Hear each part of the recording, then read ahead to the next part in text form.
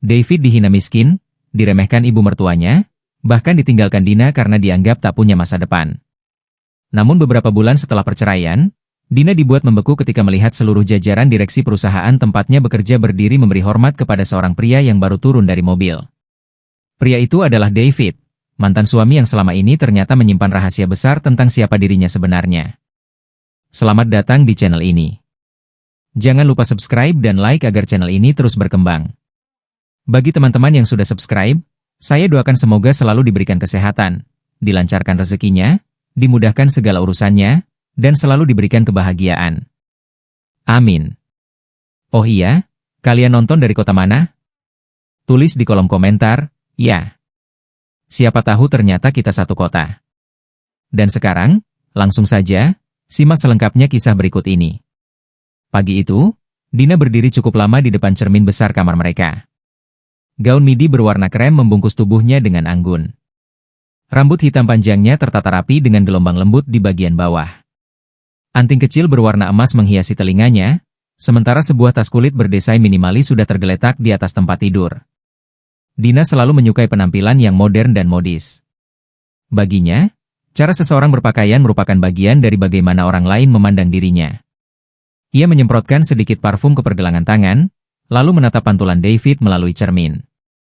David sedang duduk di ujung tempat tidur. Kemeja putih polos. Celana hitam sederhana. Jam tangan lama dengan tali kulit berwarna coklat. Tidak ada satupun benda mahal yang terlihat melekat pada tubuhnya. Dina menghela napas. David. David mengangkat kepala. Kamu serius mau pakai itu? David melihat pakaiannya sendiri. Kenapa? Dina berbalik. Hari ini ulang tahun Mama. Semua keluarga besar datang. David tersenyum kecil.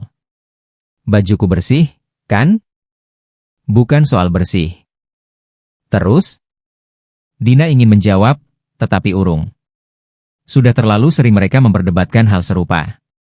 David memang seperti itu. Sederhana. Terlalu sederhana, menurut Dina. Setelah 3 tahun menikah, Dina bahkan hampir tidak pernah melihat David membeli barang mahal.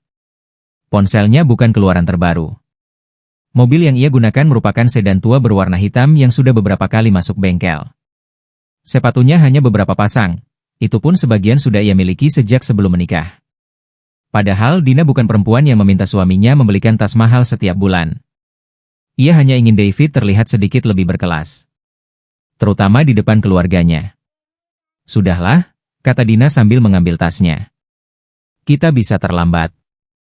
David bangkit. Sebelum keluar kamar, ia merapikan sedikit rambut Dina yang menutupi antingnya. Kamu cantik. Dina menatapnya.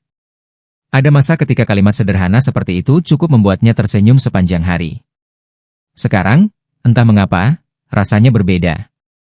Terima kasih.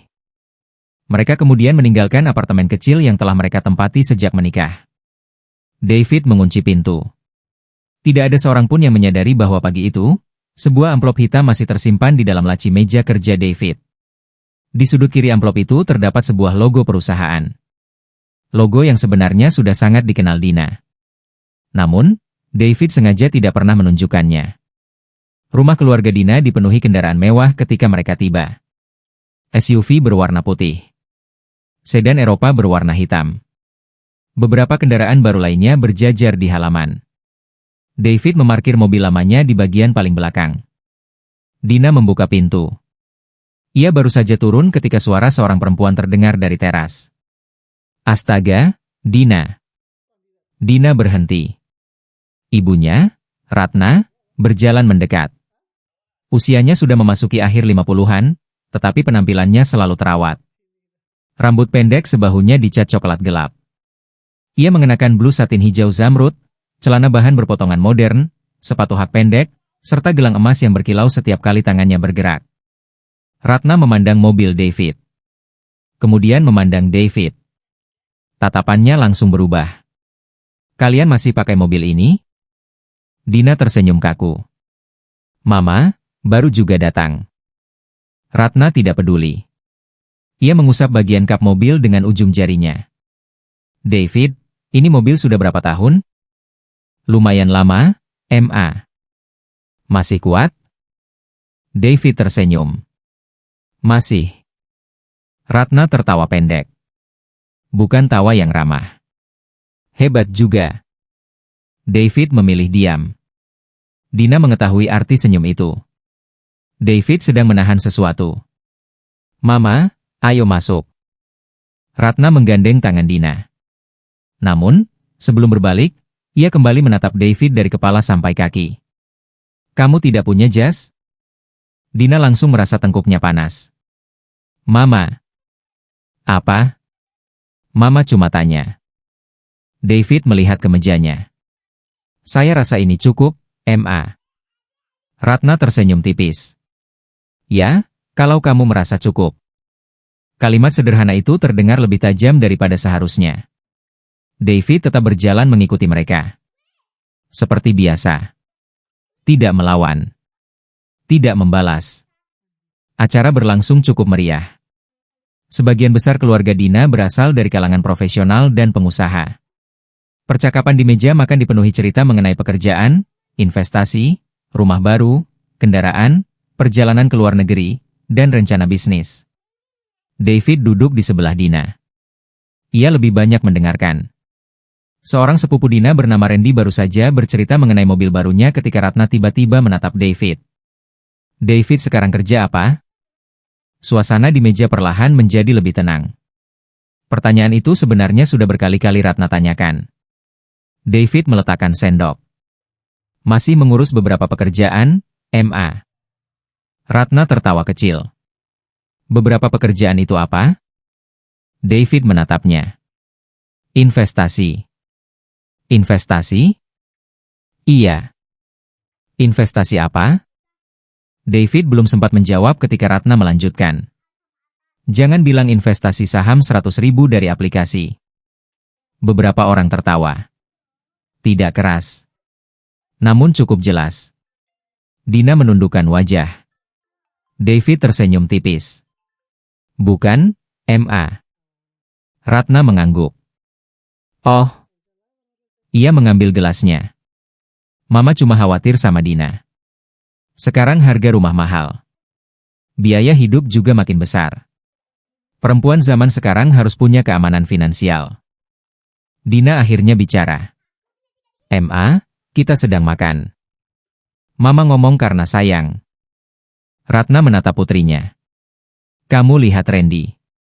Umurnya tidak jauh dari kalian, tapi sudah punya usaha sendiri. Lihat juga Clara. Suaminya baru naik jabatan. Kemudian Ratna menoleh kepada David. Kamu kapan? David tidak langsung menjawab. Beberapa detik terasa begitu panjang. Saya sedang mengusahakan sesuatu. Ratna menggeleng. Jawabanmu selalu begitu. Dina menggenggam sendok semakin kuat. Ia seharusnya membela David. Dulu ia selalu melakukannya. Namun hari itu, untuk pertama kali, sebuah pertanyaan muncul dalam pikirannya. Memangnya David sedang mengusahakan apa? 3 tahun. Selama 3 tahun menikah, David selalu mengatakan bahwa ia sedang membangun sesuatu. Tetapi hidup mereka tidak banyak berubah. Apartemen yang sama. Mobil yang sama. Gaya hidup yang sama. Bahkan ketika Dina meminta mereka pindah ke tempat yang lebih baik, David selalu mengatakan belum waktunya. Ratna memperhatikan ekspresi putrinya. Ia tahu benih keraguan mulai tumbuh. Karena itulah ia tersenyum. Malam sudah cukup larut ketika David dan Dina pulang. Sepanjang perjalanan, mereka hampir tidak berbicara. Lampu kota bergerak melewati jendela mobil. Dina duduk sambil menatap keluar. David akhirnya membuka suara. Kamu marah? Enggak. Kalau enggak marah, biasanya kamu tidak diam selama ini. Dina mengembuskan napas. Aku capek, David. David menoleh sesaat sebelum kembali melihat jalan. Karena Mama? Bukan cuma Mama. Jawaban itu membuat David diam. Dina akhirnya menatap suaminya. Aku mau tanya sesuatu. Tanya saja. Sebenarnya pekerjaanmu apa? David tidak segera menjawab. Aku pernah jelasin. Belum. Dina menggeleng. Kamu selalu bilang investasi. Kamu selalu bilang sedang mengurus beberapa hal. Tapi aku istrimu, David. Aku bahkan tidak tahu kamu pergi kemana setiap kali ada pertemuan. Aku tidak melakukan sesuatu yang buruk. Aku nggak bilang kamu melakukan sesuatu yang buruk. Suara Dina mulai meninggi. Aku cuma ingin tahu hidup kita ini arahnya kemana. David menggenggam setir. Aku sedang menyiapkan sesuatu. Dina tertawa kecil. Namun tidak ada kegembiraan di sana. Lagi? David menatapnya. Kamu nggak percaya sama aku? Pertanyaan itu mengenai sesuatu di dalam diri Dina. Dulu, jawabannya pasti iya. Sekarang ia tidak tahu. Aku capek percaya tanpa pernah tahu apa-apa. Mobil menjadi sunyi. David tidak membalas. Sesampainya di apartemen, Dina langsung masuk kamar. David tetap berada di ruang tengah. Beberapa menit kemudian, ia membuka laci meja. Amplop hitam itu masih berada di sana. David mengeluarkannya. Ia membuka surat di dalamnya. Pada bagian atas tercetak nama sebuah perusahaan besar. Perusahaan yang gedungnya berdiri menjulang di pusat kota. Perusahaan yang iklannya muncul di berbagai tempat. Perusahaan tempat ribuan orang ingin bekerja. Di bagian bawah surat terdapat satu kalimat.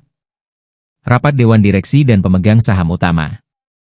Nama David tercetak di bawahnya. David menatap tulisan itu lama.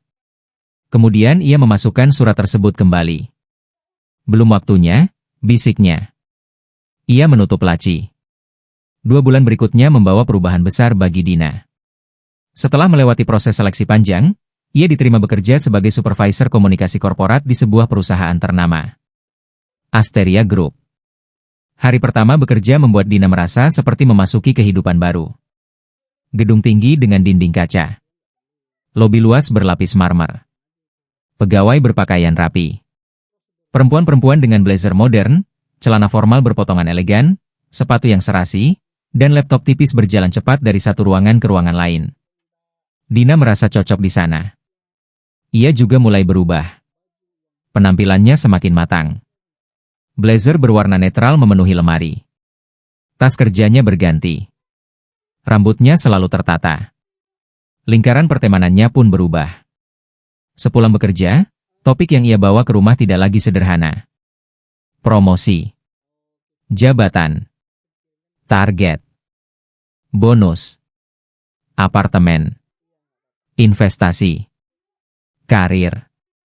Dan setiap kali melihat David duduk santai dengan kaos polos sambil membaca sesuatu di tabletnya, jarak di antara mereka terasa semakin lebar. Suatu malam, Dina menunjukkan foto apartemen mewah dari ponselnya. Aku suka yang ini. David melihat sekilas. Bagus. Kita bisa pindah ke sana. David terdiam. Harganya cukup tinggi. Dina tersenyum tipis. Makanya kita harus mulai naik kelas. David menatap wajah istrinya. Apa hidup kita sekarang seburuk itu? Dina langsung meletakkan ponselnya. Kenapa setiap aku ngomong soal masa depan, kamu selalu merasa aku menyerang? Aku cuma tanya. Karena kamu selalu puas. Nada Dina berubah. Mobil lama, apartemen kecil, pakaian seadanya. Semua buat kamu cukup. David terdiam. Dina berdiri. Aku nggak mau hidup cuma cukup, David. Kalimat itu membuat David memandangnya lebih lama. Aku mau berkembang. Kita bisa berkembang tanpa harus membuktikan sesuatu kepada semua orang. Ini bukan soal orang lain. Yakin? Dina membeku. David melanjutkan dengan suara pelan. Sejak kamu bekerja di Asteria, kamu berubah. Dina tertawa pendek. Setidaknya aku berubah. David menatapnya. Mata Dina mulai berkaca. Kamu tahu apa yang paling melelahkan? Apa? Aku merasa jalan sendirian. David berdiri. Kamu nggak pernah sendirian. Aku merasa begitu. Dina mengambil tasnya. Aku akan tidur di rumah Mama malam ini. Dina. Namun Dina sudah berjalan menuju pintu. Sebelum keluar, ia berhenti. Tanpa menoleh, ia berkata pelan. Kadang aku berharap kamu punya sedikit saja ambisi. Pintu tertutup. David berdiri seorang diri. Lama. Kemudian ia menatap meja. Ponselnya menyala. Sebuah pesan masuk. Pak David, seluruh direksi sudah menyetujui jadwal pertemuan. Kami menunggu keputusan Bapak untuk kembali muncul secara resmi di perusahaan. David membaca pesan itu. Jarinya sempat bergerak untuk membalas. Namun akhirnya ia hanya mematikan layar. Ratna menyambut Dina dengan wajah prihatin. Namun di balik kekhawatiran itu, ada sesuatu yang hampir menyerupai kepuasan. Mama sudah bilang dari dulu. Dina duduk di sofa. Mama, aku lagi nggak mau dengar. Ratna duduk di sebelahnya. Kamu masih muda. Cantik. Kariermu bagus. Kamu perempuan modern, Dina. Kamu punya masa depan. Dina menatap ibunya. Terus? Untuk apa bertahan sama laki-laki yang gak jelas? Dina langsung diam. David baik. Baik saja tidak cukup. Ma. Ratna menggenggam tangan putrinya. Kamu pikir cinta bisa bayar rumah? Bisa kasih masa depan untuk anakmu nanti? Dina menunduk. Ratna melanjutkan. Kamu sekarang bekerja di perusahaan besar. Kamu akan bertemu banyak orang sukses. Direktur, pengusaha, investor. Baru nanti kamu sadar, ternyata standar hidupmu selama ini terlalu rendah.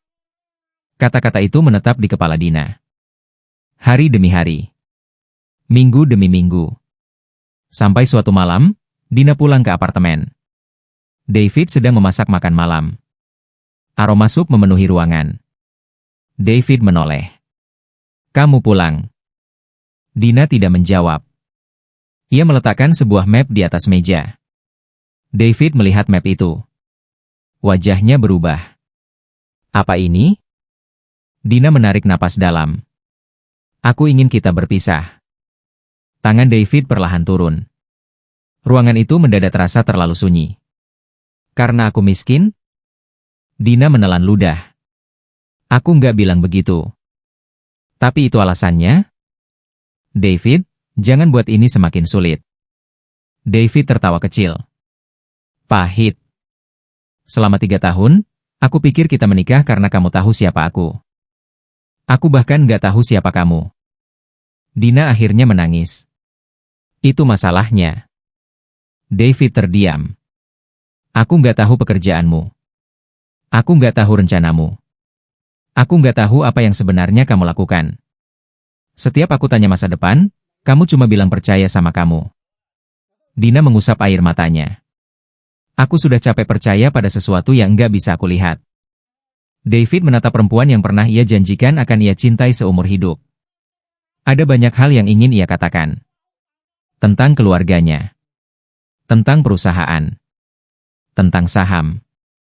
Tentang alasan ia memilih hidup sederhana. Tentang sebuah janji kepada mendiang ayahnya yang tidak pernah diketahui Dina.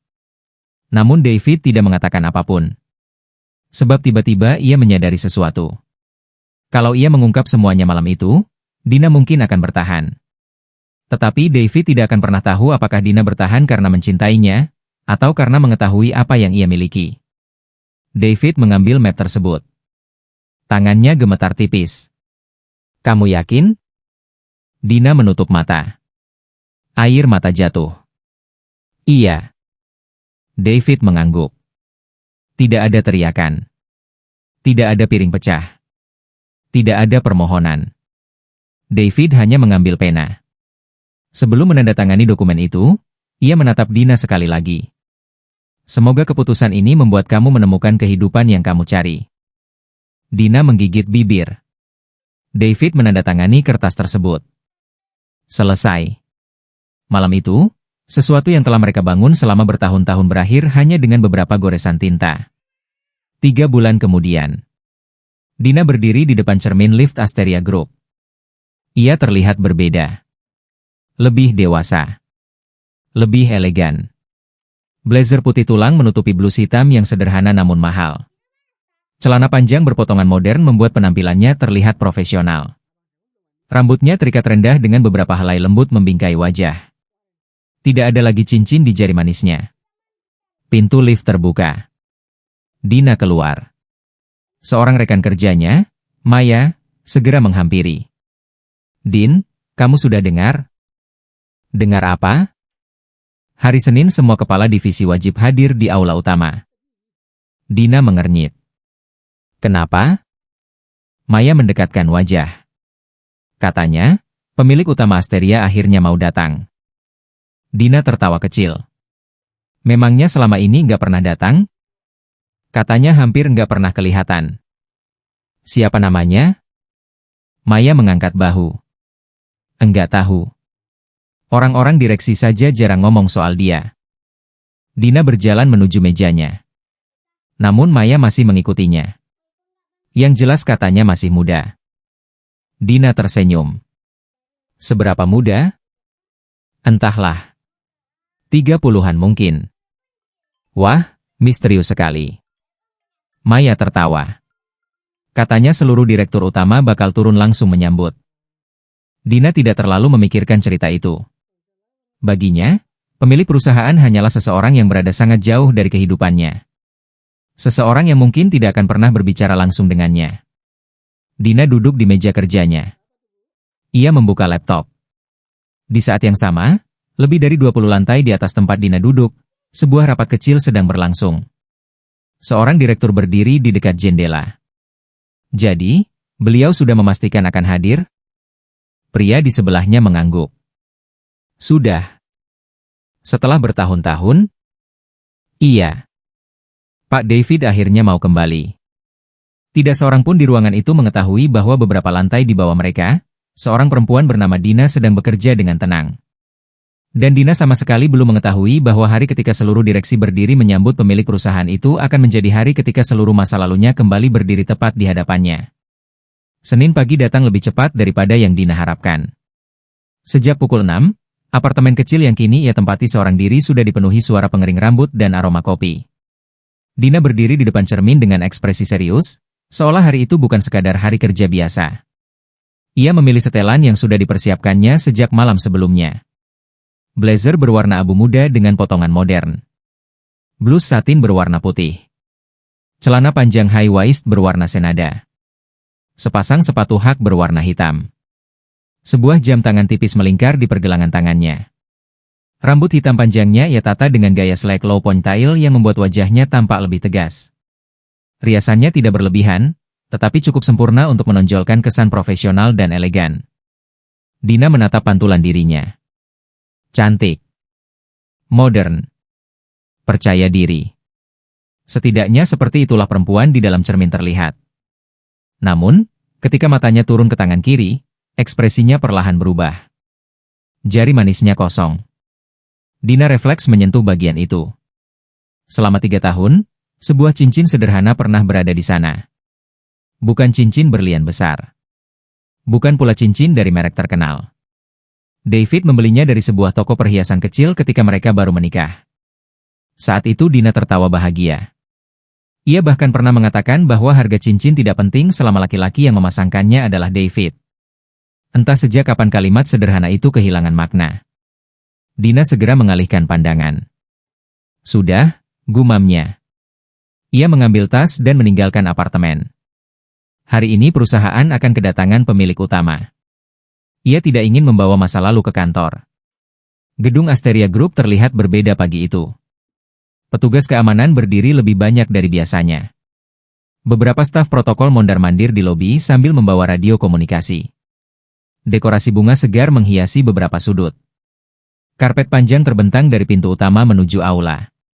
Dina baru memasuki gedung ketika Maya berlari kecil menghampirinya. "Dina?" Dina menoleh. Maya mengenakan dress formal biru tua dengan blazer hitam. "Kamu telat 5 menit." Dina melihat jam tangannya. "Masih jam 8 kurang 10. Aku datang jam 7. Dina tertawa. "Kenapa? Kamu mau nyambut presiden?" Maya langsung mendekat. Situasinya hampir seperti itu. Dina menaikkan alis. Serius? Direktur utama datang dari jam 6:30. Dina berhenti berjalan. Pak Adrian? Iya. Itu cukup mengejutkan. Adrian Santoso adalah direktur utama Asteria Group. Seorang pria berusia sekitar 50 tahun yang terkenal disiplin dan hampir tidak pernah datang sebelum pukul 8. Maya menurunkan suaranya. Bahkan komisaris sudah di atas. Dina menatap ke arah lift khusus eksekutif. Memangnya pemilik perusahaan ini sehebat apa? Maya mengangkat bahu. Justru itu. Tidak ada yang tahu banyak. Mereka kemudian berjalan menuju aula. Puluhan pegawai sudah berkumpul. Suasana riuh, tetapi terkendali. Di bagian depan terdapat deretan kursi untuk para direksi dan komisaris. Beberapa layar besar menampilkan logo Asteria Group. Dina berdiri bersama tim komunikasi korporat. Seorang manajer kemudian datang membawa daftar. Semua dengarkan. Percakapan langsung berhenti. Pemegang saham utama diperkirakan tiba pukul 9 tepat. Tidak ada yang meninggalkan aula setelah pukul 8.45.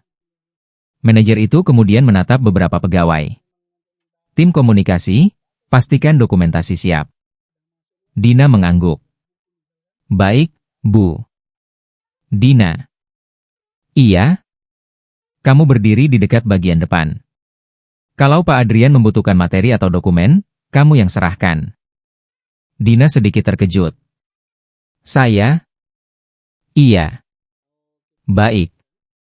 Maya menyenggol lengannya setelah manajer pergi. Wah, dekat pemilik. Dina tersenyum. Dekat direktur, bukan pemilik. Siapa tahu habis ini dikenalin. Dina memutar mata. Maya. Apa? Aku kerja. Aku juga kerja. Kerjamu gosip. Mereka tertawa kecil. Untuk beberapa saat, semuanya terasa normal. Sampai ponsel Dina bergetar. Sebuah pesan masuk dari Ratna. Mama. Malam ini makan sama Mama. Ada yang mau Mama kenalkan. Dina menghela napas. Ia sudah tahu maksudnya. Sejak perceraian resmi selesai, Ratna berkali-kali mencoba mengenalkannya kepada pria lain. Pengusaha. Dokter. Manajer bank. Bahkan anak seorang teman arisannya. Dina selalu menolak. Mama. Jangan bilang tidak terus. Kamu harus mulai hidup baru. Dina mematikan layar ponselnya. Kalimat terakhir itu terasa aneh. Mulai hidup baru. Padahal hampir setiap malam, kenangan lama masih muncul tanpa diundang. Pukul 8.55. Suasana aula berubah total. Para direktur mulai berdiri. Beberapa petugas keamanan masuk melalui pintu utama. Adrian berjalan ke depan bersama 6 orang anggota direksi lainnya. Dina melihat sekeliling. Pegawai yang sebelumnya berbisik kini diam. Maya berdiri tidak jauh di belakangnya. Din, bisiknya. HM? Deg-degan juga. Kenapa kamu yang deg-degan? Entahlah. Dina hampir tertawa. Namun kemudian sebuah suara terdengar dari radio petugas keamanan. Rombongan sudah memasuki area. Adrian langsung merapikan jasnya. Semua direksi mengambil posisi. Dina memperhatikan mereka. Untuk pertama kalinya sejak bekerja di Asteria Group, ia melihat orang-orang dengan jabatan tertinggi di perusahaan itu tampak benar-benar tegang. Sebuah mobil hitam berhenti di depan gedung. Kemudian mobil kedua. Lalu mobil ketiga. Dina melihat melalui dinding kaca aula. Pintu mobil pertama terbuka. 2 orang pria berjas turun. Kemudian seorang perempuan membawa tablet. Mereka berjalan menuju pintu masuk. Maya berbisik lagi. Yang mana pemiliknya? Dina tidak menjawab. Pintu mobil kedua terbuka. Seorang pria turun. Dina hanya melihat bagian belakang tubuhnya. Jas gelap. Postur tinggi. Langkah tenang. Ada sesuatu yang terasa familiar. Namun Dina belum mengerti apa. Pria itu berhenti sebentar untuk berbicara kepada seseorang. Kemudian ia berbalik. Dunia Dina seolah berhenti. Jantungnya menghantam dada. Napasnya tertahan. Tidak. Dina berkedip. Sekali. Dua kali. Pria itu mulai berjalan menuju pintu kaca. Wajahnya semakin jelas. Dina merasakan jari-jarinya menjadi dingin. David. Mantan suaminya. Bukan seseorang yang mirip. Bukan kebetulan. Itu benar-benar David. Namun penampilannya berbeda dari David yang ia kenal. Rambutnya tertata rapi. Ia mengenakan setelan berwarna carcoal dengan kemeja putih dan dasi gelap. Sebuah jam tangan elegan melingkar di pergelangan tangan kirinya. Tidak berlebihan. Tidak mencolok. Namun setiap detail pada dirinya memancarkan ketenangan dan kewibawaan yang selama ini tidak pernah Dina lihat. David melewati pintu utama. Pada detik itu, sesuatu yang jauh lebih mengejutkan terjadi. Adrian melangkah maju. Direktur utama yang selama ini begitu dihormati Dina membungkukkan sedikit kepala. Selamat datang kembali, Pak David. Satu demi satu anggota direksi mengikuti. Selamat datang, Pak. Seluruh aula berdiri. Tidak ada suara. Tidak ada bisikan. Hanya suara langkah David yang terdengar di atas lantai marmer. Dina tidak mampu bergerak. Tangannya mulai gemetar. Maya yang berdiri di belakangnya tidak menyadari apa yang sedang terjadi. Ia justru berbisik penuh kagum. Gila. Masih muda banget. Dina tidak mendengar jelas. Pandangan matanya hanya tertuju kepada satu orang. David. Laki-laki yang pernah memasak untuknya. Laki-laki yang pernah menjemputnya menggunakan sedan tua. Laki-laki yang pernah dihina ibunya karena dianggap tidak memiliki pekerjaan jelas. Laki-laki yang ia tinggalkan karena merasa tidak memiliki masa depan. Sekarang seluruh direksi Asteria Group berdiri menyambutnya. David berjalan melewati barisan pegawai. Wajahnya tenang. Profesional. Tidak ada senyum berlebihan. Tidak ada kesombongan. Adrian berjalan di sampingnya. Kami sudah menyiapkan presentasi sesuai arahan Bapak. Baik. Suara itu. Dina mengenalnya. Suara yang dahulu membangunkannya setiap pagi. Suara yang dahulu bertanya apakah ia sudah makan. Suara yang beberapa bulan terakhir hanya tinggal kenangan. Kini suara itu membuat dadanya sesak. David semakin dekat. 5 meter. 4 meter. 3 meter. Dina ingin menunduk. Namun tubuhnya seperti kehilangan kemampuan untuk bergerak. Kemudian David melihatnya. Langkahnya melambat. Hanya sepersekian detik. Namun Dina melihatnya. David mengenalinya. Tentu saja mengenalinya. Mata mereka bertemu. Tidak ada kemarahan di wajah David. Tidak ada kepuasan. Tidak ada ekspresi seseorang yang baru saja membuktikan bahwa mantan istrinya telah melakukan kesalahan besar. Yang muncul justru ketenangan. Terlalu tenang. David mengalihkan pandangan dan kembali berjalan. Dina menahan napas sampai ia lewat. Maya segera mendekat. Din? Dina tidak menjawab. Dina? HM? Kamu kenapa? Enggak apa-apa. Kamu pucat. Dina memaksakan senyum.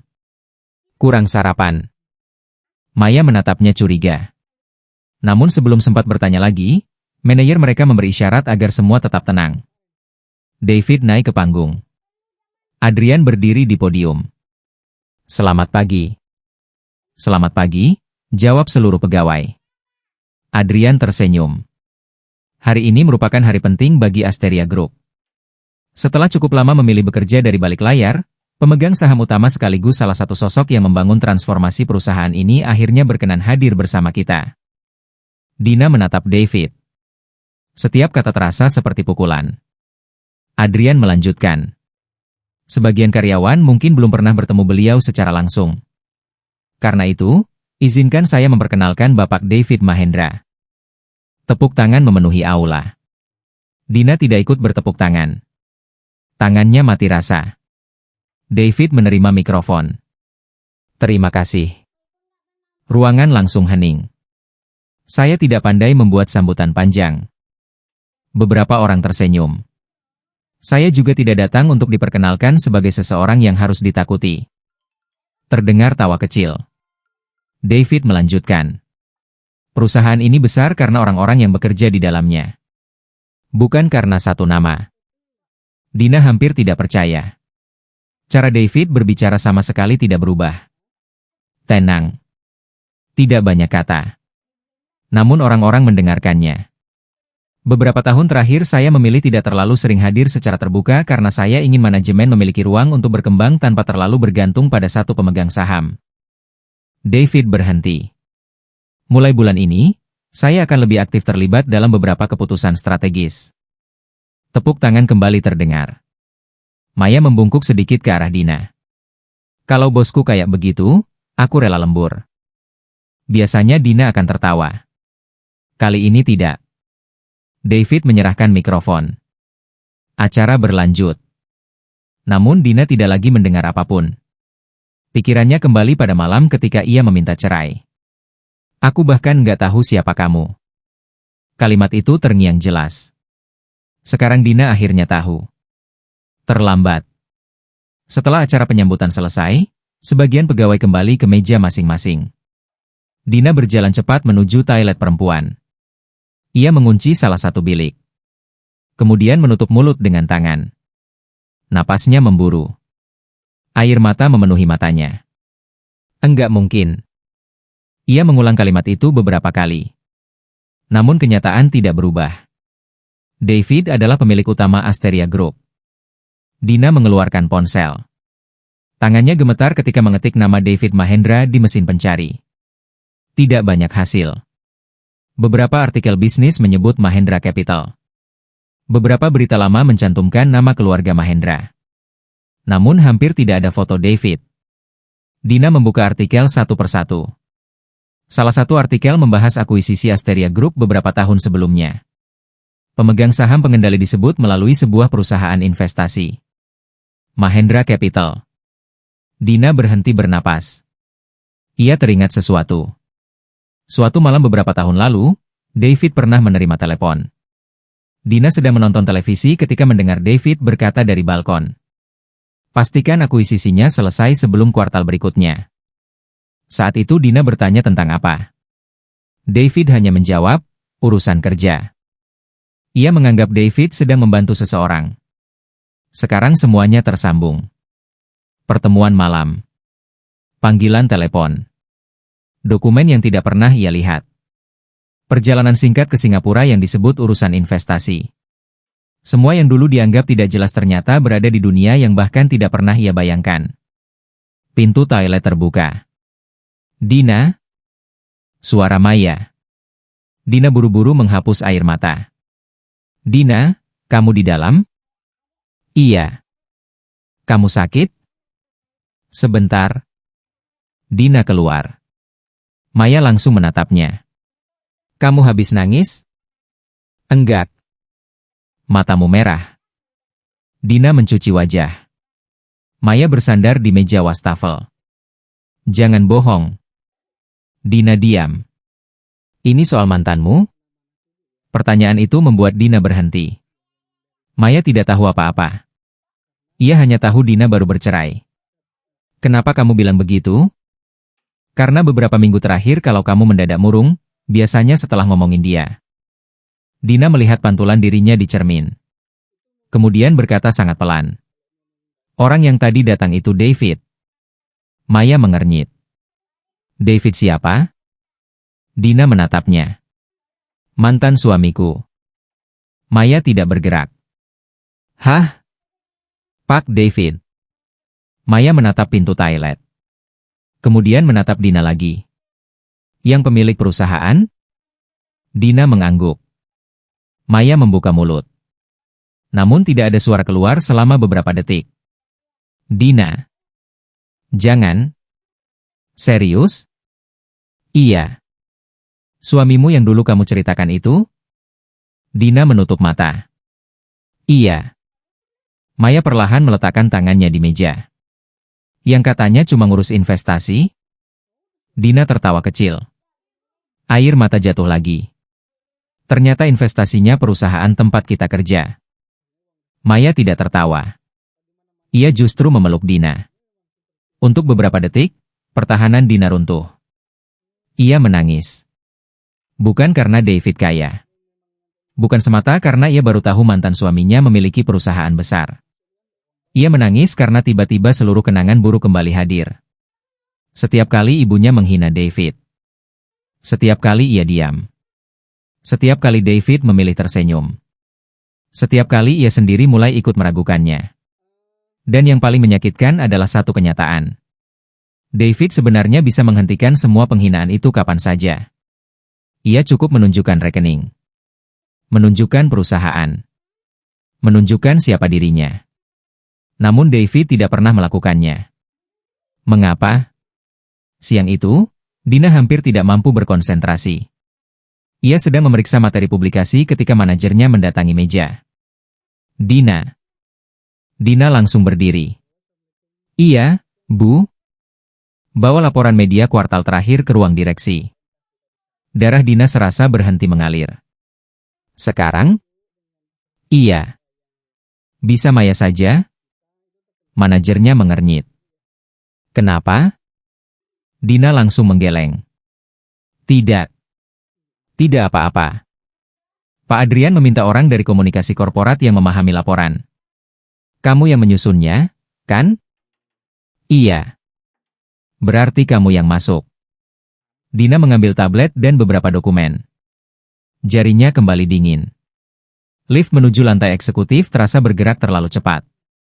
Ketika pintu terbuka, seorang sekretaris menunggunya. Silakan, Mbak Dina. Dina mengikuti perempuan itu. Mereka berhenti di depan ruang rapat besar. Pintu terbuka. Dina melihat Adrian. Beberapa direktur. 2 komisaris. Dan David. Ia duduk di ujung meja. Dina memaksakan dirinya masuk. Permisi. Adrian menoleh. Oh, Dina. Iya, Pak. Laporan medianya? Sudah. Dina berjalan mendekat. Ia memberikan dokumen kepada Adrian. Namun Adrian justru berkata, berikan langsung kepada Pak David. Beliau yang meminta. Dina membeku. David menatapnya. Tidak ada jalan keluar. Dina berjalan ke ujung meja. Setiap langkah terasa berat. Ia berhenti di samping David. Ini laporannya, Pak. Untuk pertama kalinya dalam hidupnya, Dina memanggil mantan suaminya dengan sebutan itu. Pak. David menerima dokumen tersebut. Terima kasih, Dina. Suara David tetap sama. Profesional. Seolah mereka hanya 2 orang yang baru pertama kali bertemu. Dina mengangguk.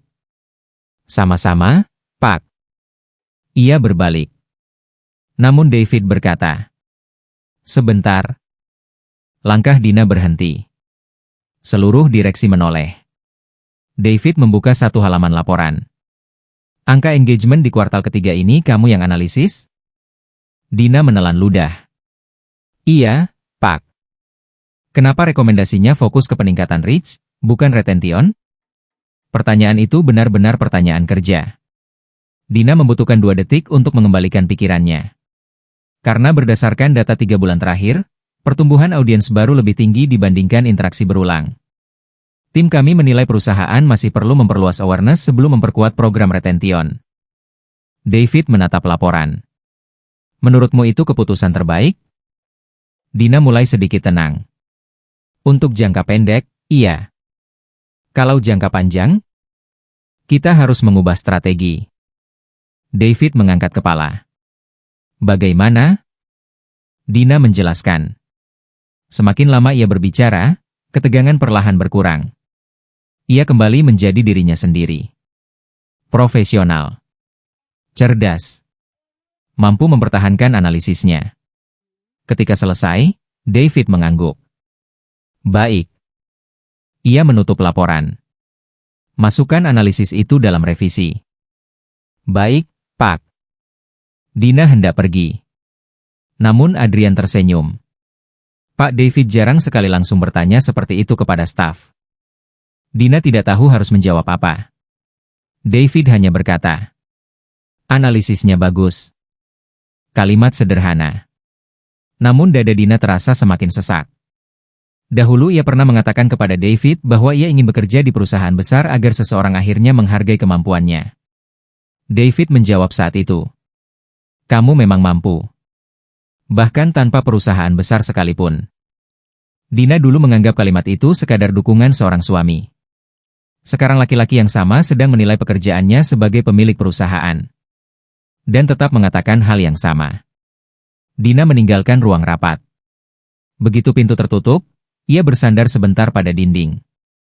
Ia tidak tahu mana yang lebih menyakitkan. Jika David membencinya. Atau kenyataan bahwa David tetap memperlakukannya dengan hormat. Malam itu, Dina akhirnya datang ke rumah Ratna. Ia tidak langsung menceritakan apa yang terjadi. Ratna sedang duduk di ruang keluarga sambil memilih beberapa foto dari ponselnya. "Nah, kamu datang." Dina meletakkan tas. "Tadi Mama bilang mau kenalin seseorang." "Iya." Ratna menunjukkan foto seorang pria. Namanya Kevin. Anak teman Mama. Punya perusahaan distribusi. Dina tidak melihat foto itu. "Mama. Ganteng, kan?" "Mama." Ratna akhirnya menatap putrinya. "Kamu kenapa?" Dina duduk. Ia menarik napas. "Aku ketemu David hari ini." Wajah Ratna langsung berubah. "Oh." Responsnya dingin. "Terus?" "Di kantor." Ratna tertawa pendek. "Dia ngapain di Asteria? Lamar kerja?" Dina menatap ibunya. Kalimat itu menusuk lebih tajam dari yang Ratna sadari. "MA." "Apa?" "Jangan ngomong begitu lagi." Ratna mengernyit. "Kok kamu sensitif?" "Karena Mama salah." "Soal?" Dina menahan air mata. "Soal David." Ratna meletakkan ponselnya. Dina melanjutkan. "David bukan datang untuk melamar kerja." "Terus?" "Seluruh direksi berdiri waktu dia datang." Ratna terdiam. Dina menatap wajah ibunya. Direktur utama menyambut dia di pintu.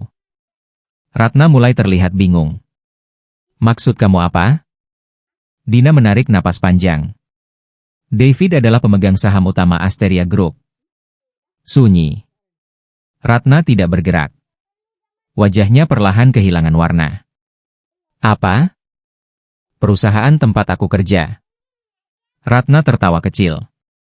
Namun tawanya terdengar gugup. "Kamu jangan bercanda. Aku lihat sendiri."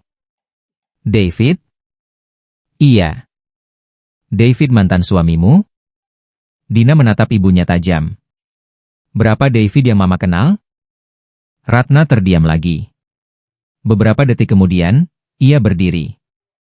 "Tunggu." Ia berjalan mondar-mandir. "Jadi selama ini dia bohong?" Dina langsung menatapnya. "Jangan." "Apa jangan?" "Jangan cari alasan buat menyalahkan dia." Ratna berhenti. "Dia menyembunyikan semuanya dari kita." Dina berdiri. "Mungkin karena kita tidak pernah benar-benar bertanya tanpa menghakimi." Ratna tersinggung. "Mama cuma ingin yang terbaik buat kamu.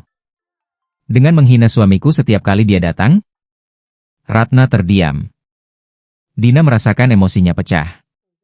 "Mama bilang mobilnya jelek. Pakaiannya murahan.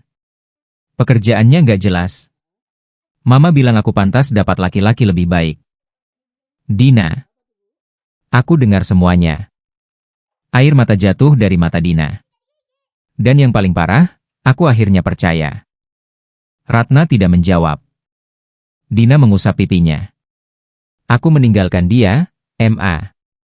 "Kamu meninggalkan dia karena dia nggak terbuka." "Iya." "Tuh, berarti bukan salah Mama." Dina menatap ibunya lama. Kemudian menggeleng.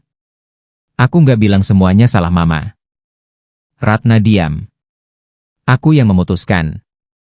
Dina mengakui kalimat itu dengan suara gemetar. Aku yang memilih percaya bahwa nilai suamiku ditentukan dari mobil dan pekerjaannya. Ratna duduk perlahan. Untuk pertama kali, tidak ada satupun kalimat pembelaan yang keluar dari mulutnya. Di tempat lain, David berdiri sendirian di ruang kerjanya. Gedung Asteria sudah hampir kosong. Lampu kota memenuhi jendela besar di belakangnya. Adrian mengetuk pintu. Masuk. Adrian membawa sebuah map. Semua dokumen restrukturisasi sudah siap. David menerima map tersebut. Terima kasih. Adrian tidak langsung pergi. Boleh saya tanya sesuatu? David menatapnya. Soal Dina? Adrian tersenyum kecil.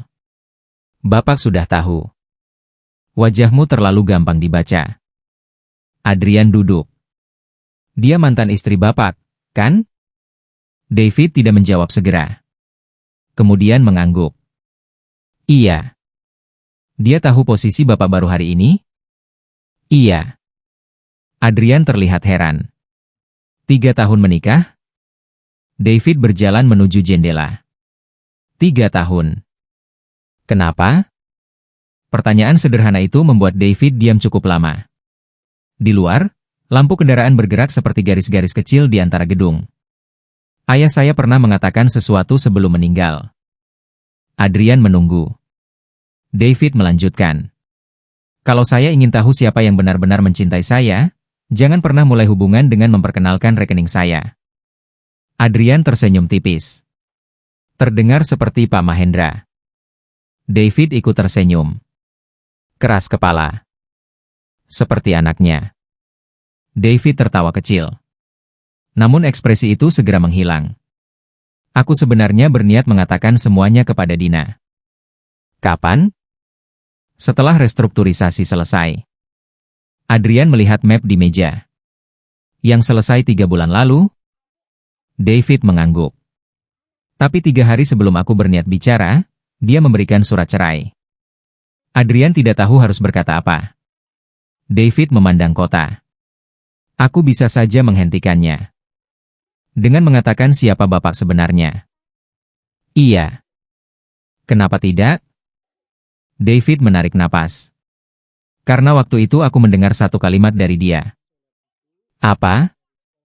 David menatap pantulan dirinya sendiri di kaca. Dia bilang dia sudah capek percaya pada sesuatu yang tidak bisa dia lihat. David tersenyum pahit.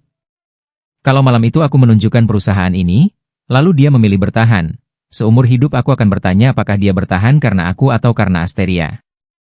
Adrian mengangguk perlahan. Sekarang? David tidak segera menjawab. Kemudian ia berkata, sekarang tidak ada lagi yang perlu dibuktikan. Adrian berdiri. Ia hendak pergi ketika David kembali berbicara. Adrian. Iya, Pak. Pastikan tidak ada yang memperlakukan Dina berbeda setelah mereka tahu hubungan kami. Adrian mengangguk. Tentu. Promosi, penilaian, bonus. Semuanya berdasarkan pekerjaan. Baik. Dan satu lagi. Adrian menunggu. Jangan ceritakan masa lalu kami kepada siapapun. Adrian mengangguk. Baik, Pak. Setelah pintu tertutup, David membuka laci mejanya. Di dalamnya terdapat sebuah benda kecil. Sebuah cincin. Cincin pernikahannya. David mengambil benda itu. Ia menatapnya lama. Kemudian memasukkannya kembali. Ada hal yang tidak diketahui Dina. David memang telah menerima perceraian mereka. Namun tidak pernah berarti semuanya selesai begitu saja. Keesokan paginya, Dina datang lebih awal. Ia baru duduk ketika Maya menghampiri dengan 2 gelas kopi. 1 buat kamu. Terima kasih. Maya duduk di sebelah meja. Kamu sudah lebih baik? Lumayan. Kamu cerita ke Mama? Dina mengangguk. Gimana reaksinya? Shock. Wajar. Dina membuka laptop. Namun Maya tidak pergi. Din? Apa? Jangan marah kalau aku tanya. Dina menatapnya. Kamu masih sayang sama David? Pertanyaan itu membuat Dina diam. Sangat lama. Aku nggak tahu. Maya menatapnya. Kalau jawabannya butuh selama itu, biasanya kamu tahu. Dina tersenyum getir. Sebelum sempat menjawab, sebuah notifikasi email muncul di layar. Dari sekretariat direksi. Dina membukanya. Undangan rapat strategi komunikasi Asteria Group. Peserta yang tercantum hanya 7 orang. Direktur utama. Direktur keuangan. Direktur operasional. Direktur SDM. Kepala komunikasi korporat. Dina. Dan David Mahendra. Maya membaca dari belakang. Oh. Dina menatap layar. Rapat pukul 2 siang. Ia menutup mata. Sepertinya kehidupan tidak berniat memberinya waktu untuk menghindari David. Pukul 2 tepat. Dina duduk di ruang rapat kecil lantai 31. David masuk terakhir. Semua berdiri. Dina ikut berdiri. David memberi isyarat. Silakan duduk. Rapat berlangsung hampir 1 jam. Profesional. Tidak ada hal pribadi. Tidak ada tatapan aneh. Namun di akhir rapat, Adrian dan beberapa direktur keluar lebih dahulu karena agenda lain. Dina sedang memasukkan tablet ke tas ketika menyadari satu hal. Ruangan sudah kosong. Hanya dirinya. Dan David. Dina berhenti. David masih membaca dokumen. Ia seharusnya pergi. Namun kakinya tidak bergerak. David. Untuk pertama kalinya sejak kemarin, ia memanggil nama itu. David berhenti membaca. Ia mengangkat kepala. Ya? Dina menelan ludah. Aku mau tanya. David menutup dokumen. Tanya saja. Kenapa? David menatapnya. Kenapa apa? Kenapa kamu nggak pernah bilang?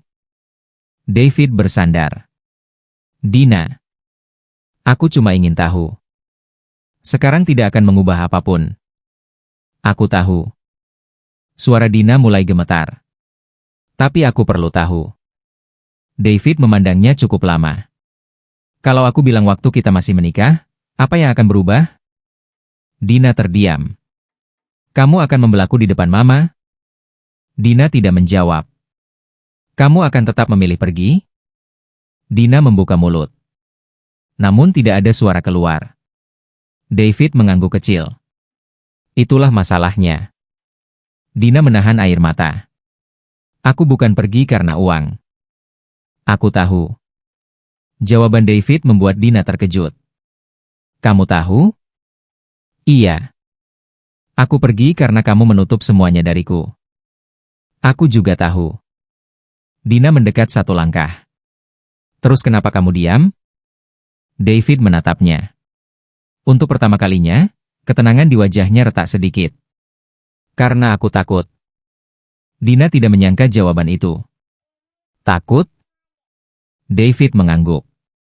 Takut kehilangan satu-satunya hal yang aku percaya nyata. Apa? Kamu. Dina membeku. David berdiri. Waktu pertama kali kita ketemu, kamu tidak tahu keluargaku. Tidak tahu perusahaan. Tidak tahu apa yang aku punya. Dina mulai menangis. Kamu suka aku ketika aku cuma David. Suara David melemah. Dan selama 3 tahun, aku terus ingin percaya itu cukup. Dina mengusap air matanya. Tapi kamu juga nggak percaya sama aku. David diam. Kalimat itu tepat mengenai sesuatu yang selama ini tidak pernah ia akui. Dina melanjutkan. Kamu mau aku percaya penuh sama kamu, tapi kamu sendiri nggak pernah cukup percaya buat kasih tahu siapa kamu. David menatapnya. Tidak ada jawaban. Untuk pertama kalinya sejak mereka bertemu kembali, Dina melihat penyesalan pada wajah David. Bukan kemenangan. Bukan kemarahan. Penyesalan. Aku minta maaf, kata David akhirnya. Dina memejamkan mata. Air matanya jatuh. Aku juga. Mereka berdiri hanya beberapa langkah terpisah. 2 orang yang pernah tidur di tempat yang sama. Makan dari meja yang sama. Merencanakan masa depan yang sama. Kini bahkan tidak tahu apakah mereka masih memiliki hak untuk saling menghibur. Dina akhirnya mengambil tasnya. Sebelum pergi, ia berhenti di pintu. David. David menoleh. Kalau waktu itu aku nggak minta cerai, kamu benar-benar akan cerita? David menatapnya lama. Kemudian menjawab. Iya. Dina tersenyum pahit. Berarti kita sama-sama terlambat. Ia membuka pintu. Namun sebelum keluar, David berkata, Dina. Dina menoleh. Ada sesuatu yang ingin dikatakan David. Sesuatu yang lebih besar. Namun setelah beberapa detik, David hanya berkata, hati-hati pulang. Kalimat lama. Kalimat sederhana. Kalimat yang dahulu hampir setiap hari ia ucapkan. Dina tersenyum dengan mata berkaca-kaca. Kamu juga. Pintu tertutup. David berdiri seorang diri. Tangannya menggenggam sisi meja. Sebab ada satu rahasia yang belum mampu ia katakan kepada Dina. Satu rahasia yang bahkan tidak berkaitan dengan kekayaan. Alasan sebenarnya mengapa David kembali aktif memimpin Asteria Group bukan sekadar restrukturisasi perusahaan. 3 minggu sebelumnya, dokter pribadi keluarganya telah menyerahkan sebuah hasil pemeriksaan kepadanya. Sebuah hasil yang membuat seluruh rencana hidup David berubah. Dan tidak seorang pun, termasuk Dina, mengetahui bahwa waktu yang dimiliki David mungkin tidak sebanyak yang mereka kira. Pintu ruang rapat sudah tertutup ketika David akhirnya duduk kembali. Ruangan itu sunyi. Tidak ada suara selain dengung lembut pendingin udara dan detak jam di dinding. David menatap kursi yang beberapa detik sebelumnya ditempati Dina. Kalimat perempuan itu masih berputar di kepalanya. Kita sama-sama terlambat. David mengusap wajah. Seandainya Dina mengetahui semuanya, mungkin perempuan itu tidak akan menggunakan kata terlambat dengan begitu mudah. Tangannya perlahan masuk ke saku jas. Ia mengeluarkan ponsel. Ada satu pesan yang belum dibukanya sejak pagi. Dr. Arman. Pak David, saya perlu bertemu Anda minggu ini. Hasil pemeriksaan lanjutan sudah keluar. David menatap layar cukup lama. Kemudian ia mematikannya. 3 minggu sebelumnya, David hanya mengira sakit kepala yang terus datang merupakan akibat kelelahan. Awalnya ia tidak terlalu memikirkan. Ia bekerja lebih lama. Tidurnya berantakan. Kopi menjadi pengganti sarapan. David menganggap tubuhnya hanya meminta istirahat. Sampai suatu pagi, pandangannya mendadak kabur ketika sedang menyetir. Ia hampir menabrak pembatas jalan. Pemeriksaan pertama tidak memberikan jawaban sederhana. Dokter meminta pemeriksaan lanjutan. Hasilnya membuat David terdiam cukup lama di ruang konsultasi. Dokter menemukan sebuah kelainan yang membutuhkan tindakan secepat mungkin. Belum ada kepastian bahwa kondisinya akan berakhir buruk. Namun dokter juga tidak memberikan jaminan bahwa semuanya akan mudah. Ada kemungkinan operasi. Ada risiko. Ada kemungkinan David harus menjalani pengobatan panjang. Dan untuk pertama kalinya dalam hidupnya, seorang laki-laki yang terbiasa mengendalikan hampir segala sesuatu harus menerima satu kenyataan. Uang tidak dapat membeli kepastian. Sore itu, Dina keluar dari gedung Asteria dengan langkah pelan.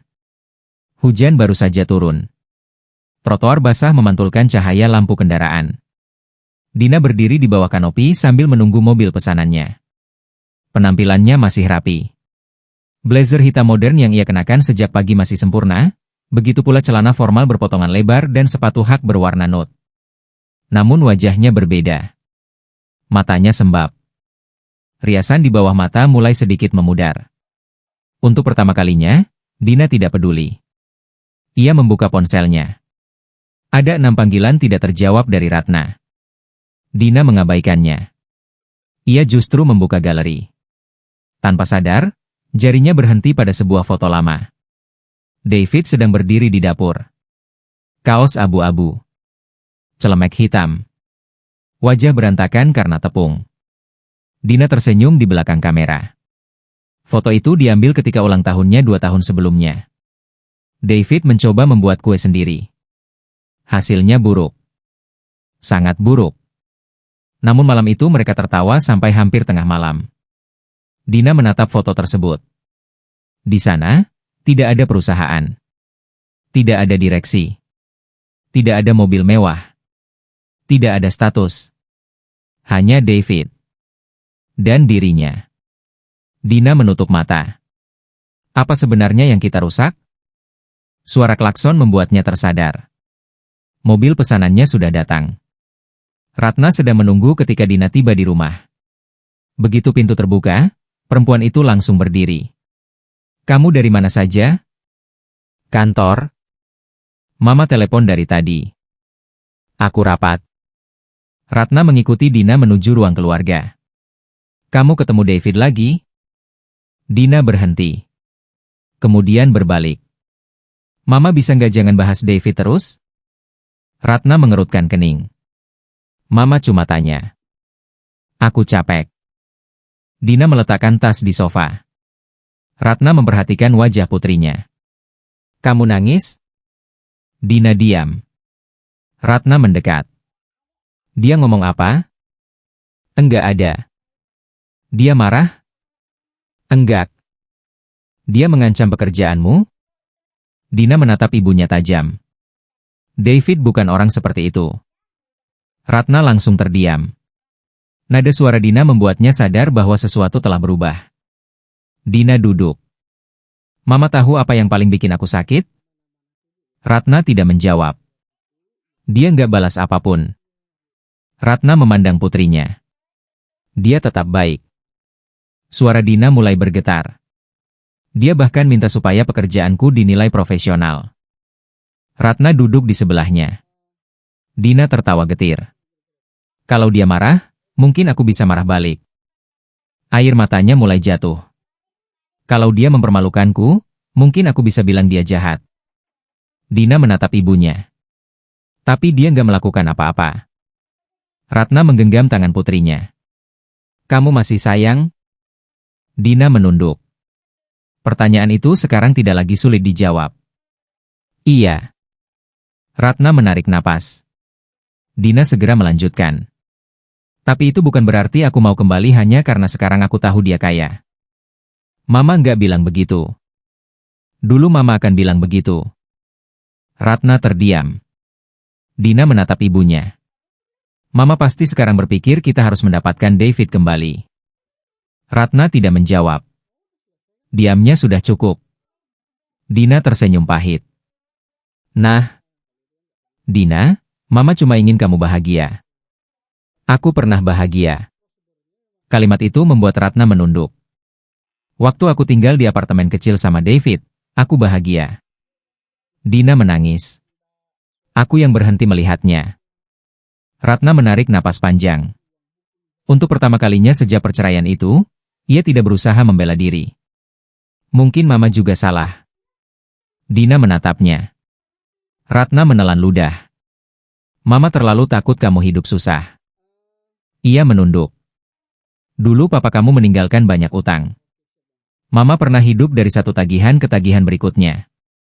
Mama nggak mau kamu merasakan itu. Dina terdiam. Ratna melanjutkan. Tapi mungkin karena terlalu takut, Mama jadi mengukur semua laki-laki dari uang.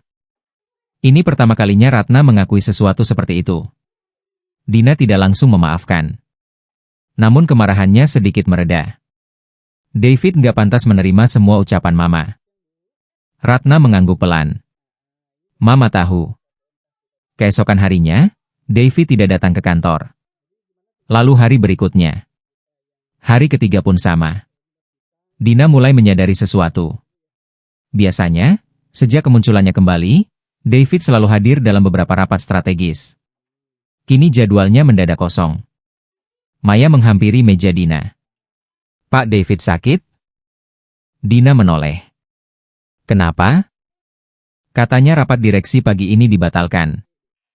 Dina berusaha terdengar biasa. Mungkin ada urusan. Maya mengangguk. Namun Dina mulai merasa tidak tenang.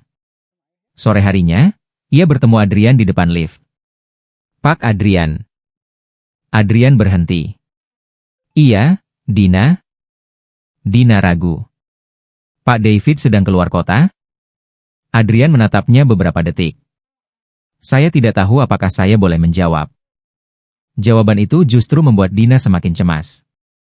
Beliau kenapa? Adrian menghela napas. Sebaiknya kamu tanya langsung. Kalau saya bisa menghubungi, saya tidak akan tanya Bapak. Adrian melihat sekeliling.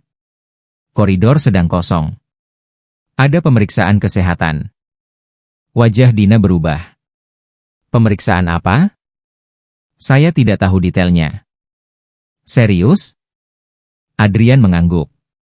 Cukup serius sampai beliau membatalkan beberapa agenda. Dina merasakan sesuatu jatuh di perutnya. Di rumah sakit mana? Adrian tidak menjawab. Dina mendekat. Pak, saya tahu saya sudah bukan keluarganya. Suara Dina melemah. Tapi tolong. Adrian akhirnya menyerah. Ia menyebut nama sebuah rumah sakit swasta. Dina langsung berbalik. Dina. Perempuan itu berhenti. Adrian berkata pelan. Jangan bilang saya yang kasih tahu. Untuk pertama kalinya hari itu, Dina tersenyum kecil. Terima kasih. 1 jam kemudian, Dina berdiri di lobi rumah sakit. Ia masih mengenakan pakaian kantor. Blazer berwarna krem muda, celana panjang hitam berpotongan elegan, dan tas kerja besar masih tergantung di bahunya. Namun langkahnya cepat. Ia bertanya ke meja informasi. Setelah beberapa kali diarahkan, akhirnya ia menemukan lantai yang dimaksud. Dina berjalan menuju ruang tunggu. Dan di sana ia melihat David. Sendirian. Tidak ada jas. Tidak ada direksi. Tidak ada pengawal. David hanya mengenakan kemeja biru muda dengan lengan digulung. Ia duduk sambil memegang sebuah map medis.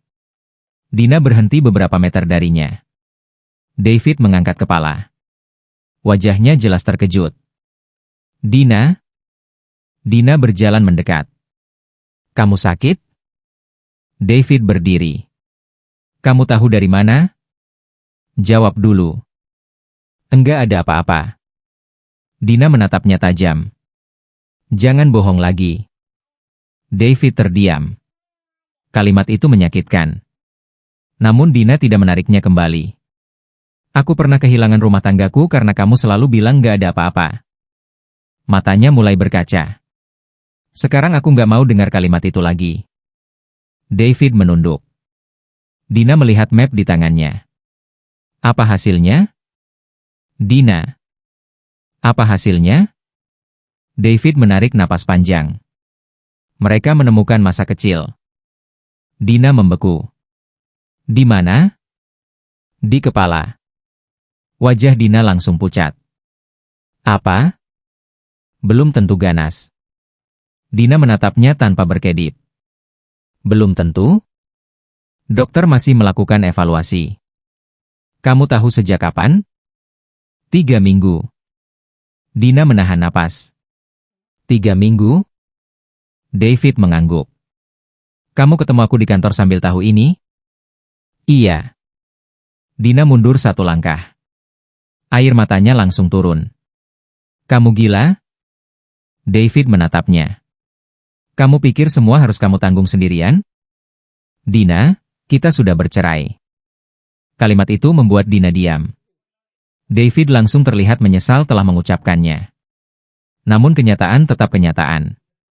Mereka sudah bercerai. Dina menghapus air mata. Iya. Suaranya rendah. Kita memang sudah bercerai. Ia menarik napas. Tapi aku nggak berhenti jadi manusia yang pernah mencintai kamu. David membeku. Dina menatapnya. Dan aku masih mencintai kamu. Sunyi. Rumah sakit tetap berjalan di sekitar mereka. Perawat lewat. Pintu lift terbuka dan tertutup. Namun seolah tidak ada siapapun selain mereka. David tidak mampu berkata apa-apa. Dina tertawa kecil sambil menangis. Aku benci kenyataan bahwa aku baru berani ngomong sekarang. David menunduk. Jangan kembali karena kasihan. Dina langsung menggeleng. Aku nggak kasihan. Dina. Aku menyesal. David diam. Aku menyesal karena aku berhenti percaya sama orang yang seharusnya paling aku kenal. Dina menarik napas. Tapi kamu juga salah. David menatapnya. Kamu menyembunyikan hidupmu. Kamu menyembunyikan ketakutanmu. Sekarang kamu bahkan mau menyembunyikan penyakitmu. David tidak membantah. Dina mendekat. Berhenti memutuskan sendiri siapa yang boleh peduli sama kamu. Kalimat itu membuat pertahanan David runtuh. Untuk pertama kalinya, matanya mulai merah. Aku takut. Dina tidak pernah mendengar David mengucapkan dua kata itu dengan suara seperti ini. Aku tahu. Kalau operasinya gagal. Jangan. Aku harus bilang. Dina menggeleng. David melanjutkan. Kalau ada sesuatu terjadi, semua saham akan masuk ke yayasan keluarga. Dina menatapnya. Kamu sudah menyiapkan semuanya? Iya. Untuk perusahaan? Iya. Untuk dirimu sendiri? David diam. Dina langsung memahami jawabannya. Tidak. David sudah menyiapkan perusahaan. Aset. Dokumen. Direksi. Namun tidak dirinya sendiri. Dina duduk di kursi sebelahnya. Untuk beberapa detik, ia hanya menangis. Kemudian ia berkata, aku akan ikut sampai dokter selesai menjelaskan. Dina. Aku nggak minta izin. David menatapnya. Ada sesuatu dalam diri perempuan di depannya yang mengingatkan David kepada Dina yang dahulu. Dina sebelum tekanan. Dina sebelum gengsi. Dina yang pernah makan mie instan bersamanya di balkon apartemen sambil tertawa karena listrik mati. David akhirnya duduk. Untuk pertama kalinya sejak perceraian, jarak di antara mereka tidak terasa terlalu jauh. Dokter Arman memanggil mereka sekitar 20 menit kemudian. Dina ikut masuk. David tidak melarang. Dokter menampilkan hasil pemindaian. Ia menjelaskan cukup panjang. Masa tersebut berada di area yang membutuhkan perhatian. Belum ada kepastian sifatnya. Namun dokter menyarankan tindakan operasi setelah beberapa pemeriksaan tambahan. Risiko tetap ada. Gangguan penglihatan. Gangguan fungsi saraf. Bahkan komplikasi yang lebih serius. Dina mendengarkan tanpa memotong. Tangannya perlahan mengepal. Ketika dokter mengatakan peluang keberhasilan masih cukup baik jika tindakan dilakukan segera, Dina baru bisa bernapas sedikit lega. Setelah konsultasi selesai, mereka keluar. David berjalan menuju koridor. Dina mengikuti. Kapan operasinya? Minggu depan. Kamu sudah bilang keluarga? Adrian tahu. Itu bukan keluarga. David tersenyum tipis. Dia sudah seperti keluarga. Dina berhenti. David. David menoleh. Aku akan ada di sini. David menatapnya. Kamu nggak perlu. Aku tahu. Terus? Dina menarik napas. Aku mau. Malam itu, Dina pulang dengan kepala penuh pikiran. Namun kejutan lain menunggunya. Ratna sedang berdiri di ruang tamu. Di tangannya terdapat sebuah kotak kecil. Mama tadi ke apartemen lamamu. Dina mengernyit. Buat apa? Mau ambil beberapa barangmu yang masih tertinggal. Ratna menyerahkan kotak itu. Dina membukanya. Di dalamnya terdapat sebuah amplop. Amplop hitam. Logo Asteria Group tercetak di sudutnya. Dina langsung mengenalinya. Ia pernah melihat amplop serupa di meja David, tetapi tidak pernah membukanya. Tangannya bergetar ketika menarik surat di dalam. Tanggal surat itu membuat Dina membeku. 3 hari sebelum ia meminta cerai. Isi surat tersebut merupakan pemberitahuan resmi bahwa David akan kembali aktif sebagai pemegang saham utama Asteria Group. Dina membaca sampai bagian bawah. Namun bukan isi utama surat yang menghancurkannya. Ada tulisan tangan David di bagian belakang. Hanya beberapa kalimat. Setelah rapat Jumat, aku akan cerita semuanya kepada Dina. Tidak ada lagi rahasia. Kalau dia marah, aku akan terima. Kalau dia tetap mau bersamaku setelah tahu semuanya, aku akan ajak dia pindah ke rumah yang dia suka. Air mata Dina jatuh mengenai kertas. Ratna menatap putrinya. Dina? Dina tidak menjawab. Ia hanya terus membaca tulisan terakhir.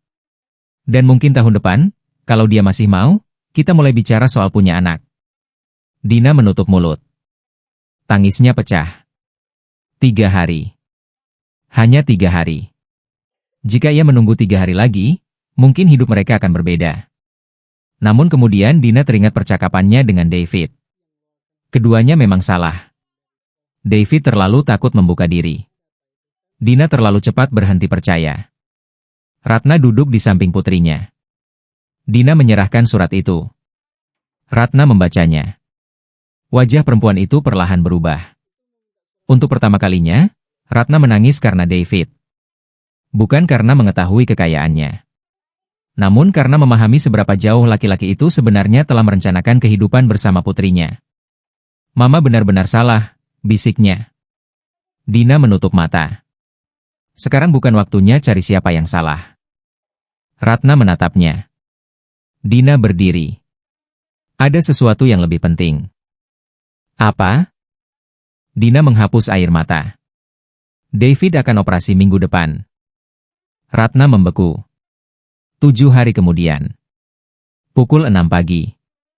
Dina berdiri di depan ruang operasi.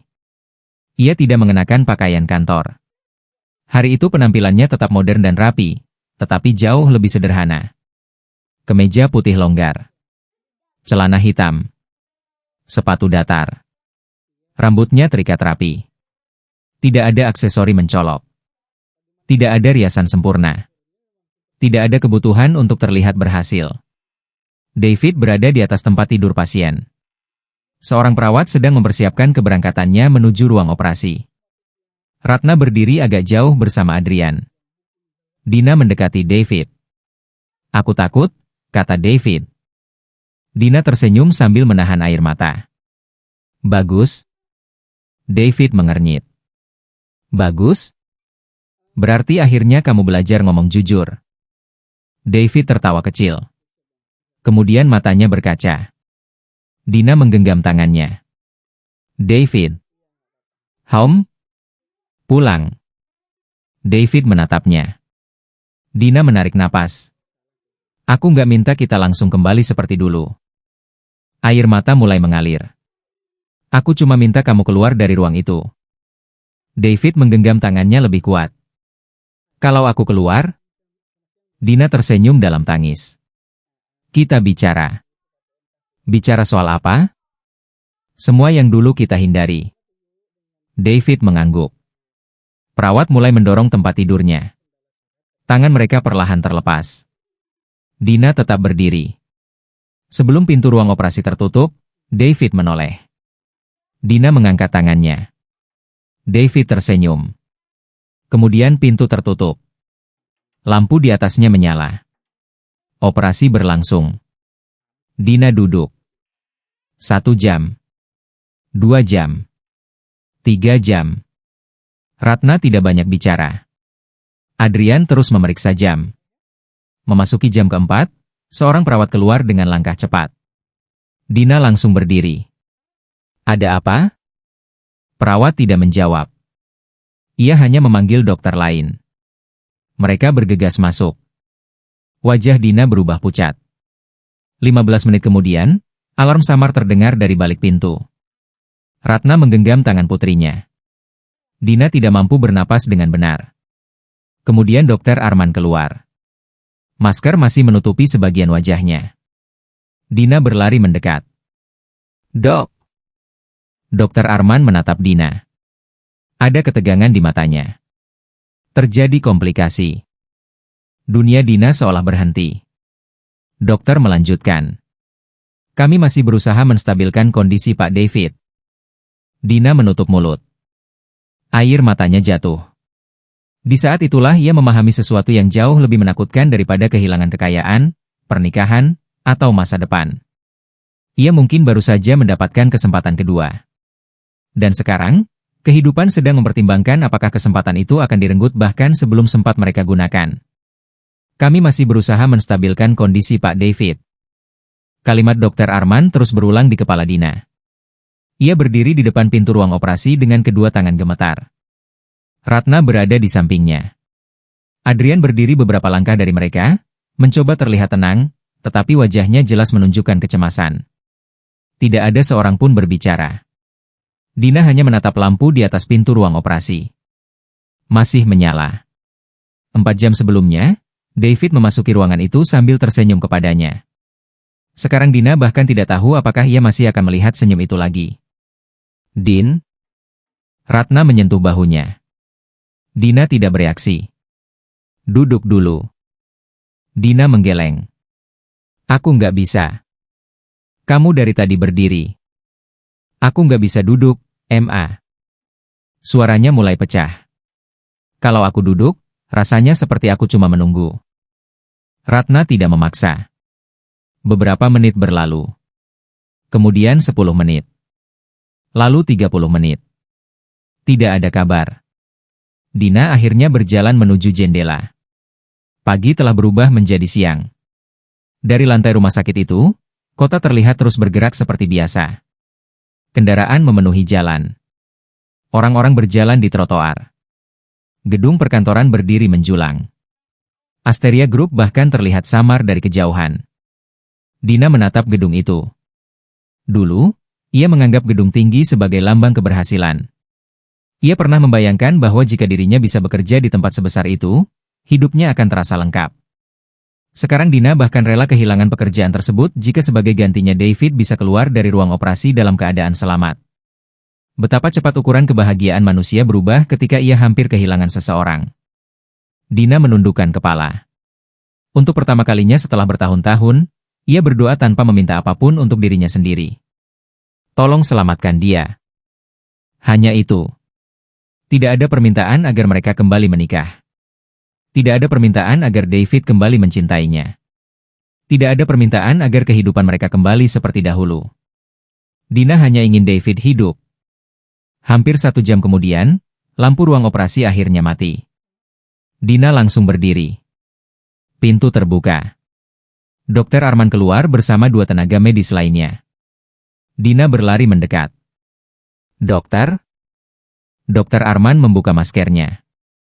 Wajahnya terlihat kelelahan. Dina hampir tidak berani bertanya. Bagaimana David? Dokter menarik napas. Operasinya selesai. Dina menunggu. Komplikasi tadi sempat membuat tekanan darahnya turun cukup drastis. Kami juga menemukan perdarahan yang harus segera kami tangani. Dina merasa lututnya lemas. Tapi, Dokter Arman mengangguk kecil. Kondisinya sudah stabil. Dina menutup mulut dengan kedua tangan. Tangisnya langsung pecah. Ratna memeluk putrinya.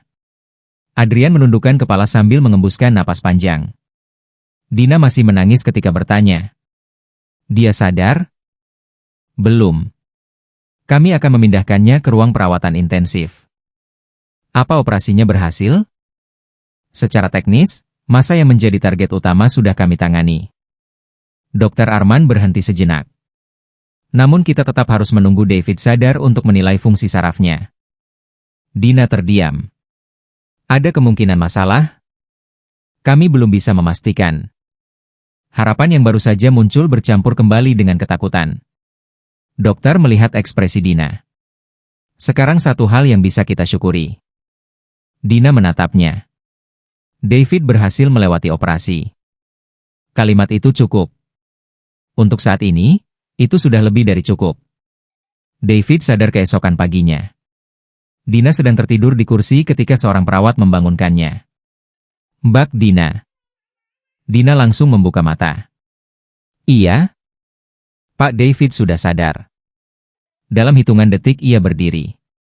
Boleh saya masuk? Sebentar saja. Dina mengikuti perawat. Ketika pintu terbuka, langkahnya melambat. David berbaring dengan beberapa alat medis masih terpasang. Wajahnya pucat. Namun matanya terbuka. Dina mendekat. David? Mata David bergerak ke arah suara. Dina menunggu. 1 detik. 2 detik. David tidak menjawab. Jantung Dina mulai berdegup lebih cepat. David? David berkedip. Kemudian berkata dengan suara sangat pelan. Dina? Dina langsung menangis. Ia tertawa di antara air mata. Iya. David mencoba tersenyum. Kamu masih di sini? Dina mendekati tempat tidurnya. Aku bilang aku bakal di sini. David menggerakkan tangannya perlahan. Dina menggenggamnya. Operasinya selesai. David menutup mata sesaat. Berhasil? Dokter bilang sejauh ini baik. David mengangguk. Beberapa detik kemudian, ekspresinya berubah. Ia membuka mata lagi. Din? Home? Aku nggak bisa lihat jelas. Dina membeku. Apa? Semuanya kabur. Dina langsung menekan tombol panggil. Dokter datang beberapa menit kemudian. Setelah pemeriksaan awal, dokter menjelaskan bahwa gangguan penglihatan dapat terjadi sementara akibat pembengkakan setelah operasi. Namun tidak ada seorang pun yang bisa menjanjikan kapan kondisi itu akan pulih sepenuhnya. David mendengarkan dengan tenang. Terlalu tenang. Setelah dokter pergi, ia menatap kosong ke arah langit-langit. Dina duduk di sebelahnya. David. Tidak ada jawaban. Lihat aku. David tertawa kecil. Kalau aku bisa. Dina langsung terdiam. David menutup mata. Maaf. Jangan minta maaf. Aku cuma bercanda. Aku tahu. Dina menggenggam tangannya lebih kuat. Kita jalanin satu-satu. David menoleh ke arahnya. Kita? Dina menyadari kata yang baru saja digunakannya. Namun ia tidak menariknya kembali. Iya. David diam. Dina melanjutkan. Aku nggak tahu akhirnya kita akan jadi apa. Ia menarik napas. Tapi selama kamu izinkan, aku mau ada di sini. David tidak menjawab. Namun genggaman tangannya menguat. Minggu-minggu berikutnya mengubah kehidupan mereka. David harus menjalani pemulihan. Penglihatannya perlahan membaik, tetapi tidak sekaligus. Pada minggu pertama, ia hanya mampu melihat bentuk dan cahaya. Pada minggu kedua, wajah mulai terlihat walaupun masih kabur. Dina hampir setiap hari datang. Kadang setelah bekerja. Kadang sebelum pergi ke kantor. Ia membawa makanan. Membacakan laporan. Membantu David menjawab beberapa pesan penting. Namun satu hal yang selalu ia hindari adalah membicarakan hubungan mereka. Dina tidak ingin menggunakan kondisi David untuk mendapatkan kembali sesuatu yang pernah ia lepaskan. Ia hanya hadir. Tidak lebih. Tidak kurang. Suatu sore, David sedang duduk di dekat jendela kamar rumah sakit. Penglihatannya sudah cukup baik untuk melihat bentuk gedung di kejauhan. Dina masuk membawa 2 gelas kopi. Kamu nggak boleh kopi banyak. David menoleh. Terus itu apa? Satunya buat aku. Jahat. Dina tertawa. Ia duduk. David memperhatikannya. Hari itu Dina mengenakan blazer berwarna coklat muda, kaos putih sederhana, celana hitam longgar, dan sepatu datar. Tetap modern. Tetap modis. Namun David melihat sesuatu yang berbeda. Dina tidak lagi terlihat seperti seseorang yang sedang berusaha membuktikan dirinya. Ia terlihat nyaman menjadi dirinya sendiri. Kamu berubah, kata David. Dina membuka gelas kopinya. Tambah tua? David tersenyum. Enggak. Terus? Lebih tenang. Dina menatapnya. Banyak hal yang berubah. David mengangguk. Beberapa detik mereka diam. Kemudian Dina berkata, aku mau tanya satu hal. Tanya. Waktu aku daftar kerja di Asteria, kamu tahu? David langsung menjawab. Enggak. Dina mengernyit. Serius? Iya. Kamu nggak mengatur supaya aku diterima? David tertawa kecil. Dina. Aku serius. Aku baru tahu kamu bekerja di Asteria sekitar 2 minggu sebelum aku datang ke kantor. Dina menatapnya tidak percaya. Dari siapa? Adrian. Terus kenapa kamu nggak membatalkan kedatanganmu? David diam sebentar. Karena aku sudah terlalu lama menghindari banyak hal. Dina menunduk. David melanjutkan. Dan satu hal yang harus kamu tahu. Apa? Kamu diterima karena kemampuanmu sendiri. Dina melihatnya. Tidak ada satu orang pun di proses rekrutmen yang tahu kamu pernah jadi istriku. Dina menelan ludah. Untuk alasan yang tidak ia pahami, kalimat itu membuat matanya berkaca. David tersenyum. Kamu dulu pernah bilang ingin membuktikan bahwa kamu bisa berhasil tanpa bantuan siapapun. Dina mengangguk. Kamu berhasil. Air mata Dina akhirnya jatuh. Bukan karena sedih. Untuk pertama kalinya setelah sekian lama, ia merasa bangga terhadap dirinya sendiri tanpa perlu membandingkan hidupnya dengan siapapun. Terima kasih. David menggeleng. Jangan terima kasih ke aku. Ia menunjuk Dina. Itu kerja kamu. Ratna datang beberapa hari kemudian. Namun kali ini ia datang sendirian. Tidak ada pakaian berlebihan. Tidak ada perhiasan mencolok. Ia membawa sebuah kotak makanan. David sedang duduk di sofa ketika Ratna masuk. Dina yang berada di sana langsung berdiri. Mama. Ratna tampak gugup. Aku mau bicara sama David. Dina memandang mereka bergantian. David mengangguk. Dina akhirnya keluar dari kamar. Ratna meletakkan kotak makanan. Beberapa detik ia hanya berdiri. David mempersilakannya duduk. Ratna tidak langsung bicara. Kemudian ia berkata, David. Iya, Ma. Sapaan itu membuat mata Ratna memerah. David masih memanggilnya dengan cara yang sama. Setelah semua penghinaan yang pernah ia berikan. Aku datang bukan karena perusahaanmu. David diam. Bukan juga karena sekarang aku tahu kamu kaya. Ratna menarik napas. Aku datang karena aku malu. David menatapnya. Ratna mulai menangis. Aku menilai kamu dengan ukuran yang salah. Ia menunduk. Aku takut anakku hidup miskin karena aku pernah merasakan hidup seperti itu. David mendengarkan. Tapi rasa takut itu bikin aku jadi orang yang menyakiti orang lain. Ratna mengusap air matanya. Aku minta maaf. David tidak segera menjawab. Ratna melanjutkan. Aku juga nggak datang buat minta kamu kembali sama Dina. David sedikit terkejut. Ratna tersenyum pahit. Aku sudah terlalu banyak ikut campur dalam hidup kalian. Ia berdiri. Kalau nanti kalian memilih kembali, itu urusan kalian.